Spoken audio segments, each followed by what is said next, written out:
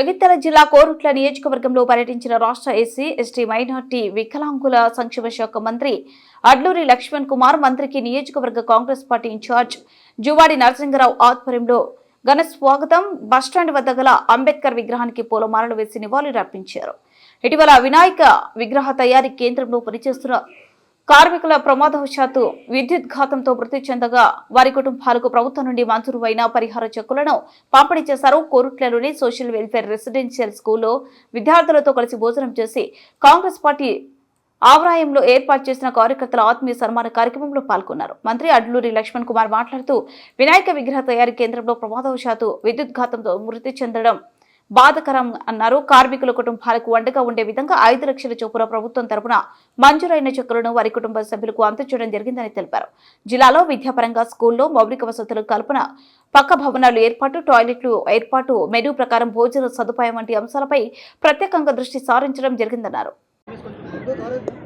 మొన్న ఇటీవల గణపతి విగ్రహాల తయారీలో భాగంగా జరిగిన సంఘటనపై ఎవరైతే అనుకోకుండా ఆ దుస్సంఘటనలో చనిపోయిన కుటుంబాలకు రాష్ట్ర ముఖ్యమంత్రి వర్యులు పెద్ద రేవంత్ రెడ్డి గారి నేతృత్వంలో ఒక్కొక్క చనిపోయిన కుటుంబాలు వినోద్ అండ్ సాయి కుటుంబాలు 2 కుటుంబాలకు 5 లక్షల రూపాయలు ఈరోజు నగదు చెక్ రూపంగా ఇవ్వడం జరిగింది. ఎవరైతే ఆ సంఘటనలో గాయాలపడ్డ వాళ్ళందరూ కూడా జిల్లా కలెక్టర్ గారు మరియు ప్రభుత్వం అన్ని విధాలు కూడా వైద్యపరంగా వారిని ఆదుకుంటున్న సందర్భంలో పడ్డారు.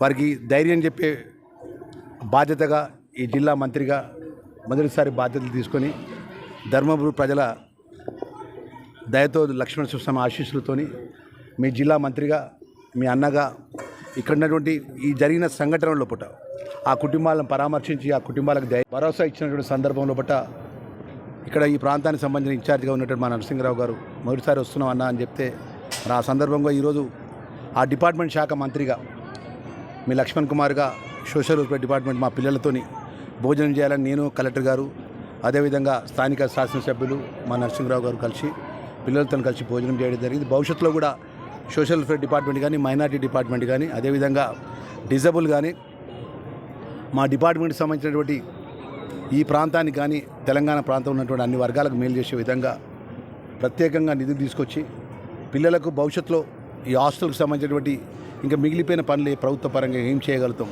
పిల్లలకు మంచి బిల్డింగ్స్ కానీ, మంచి ఎన్విరాన్మెంటల్ కానీ, మంచి చదువు పరంగా ఎక్కడ ఇబ్బంది జరగకుండా మా శాఖ పరంగా మంత్రిగా నా బాధ్యతను నిర్వర్తిస్తానన్న విషయాన్ని మరొకసారి మనస్ఫూర్తిగా మనవి చేసుకుంటూ ఈరోజు మా మీడియా మిత్రులకు, ఏదైతే కోరుట్ల నియోజకవర్గం ఉన్నటువంటి ప్రింట్ మీడియా, ఎలక్ట్రానిక్ మీడియా మిత్రులకు మీ లక్ష్మణ్ కుమార్ మీ అన్నగా, మీ మంత్రిగా మీ మంచి చెడులు కూడా మా బాధ్యత అని చెప్పి నేను మనవి చేసుకుంటూ మొదటిసారి వచ్చినా కాబట్టి మనస్ఫూర్తిగా పేరున అందరికీ మనస్ఫూర్తిగా నమస్కారాలు తెలియజేస్తున్నా. మంత్రి గారు నిరుద్యోగులకు కాంగ్రెస్ పార్టీ ఏం చేయలేదు అని జూలై 4న చలో సెక్రటేరియట్కి నిరుద్యోగులు పిలుపునిస్తే వాళ్ళకి బీఆర్ఎస్ మద్దతు తెలిపింది. ఈ గవర్నమెంట్ ఏడాదిన్నరలో 12,000కు మించి జాబ్స్ ఇవ్వలేదని హరీష్ రావు చెప్తున్నారు. ఏం చెప్తారు? 2014 నుంచి 18 నుంచి 23 వరకు వారు రాజ్యాన్ని వెళ్ళినప్పుడు లోపల వాళ్ళు ఏం పని చేసినా ఒకసారి శ్వేతపత్రం విడుదల చేయమనండి.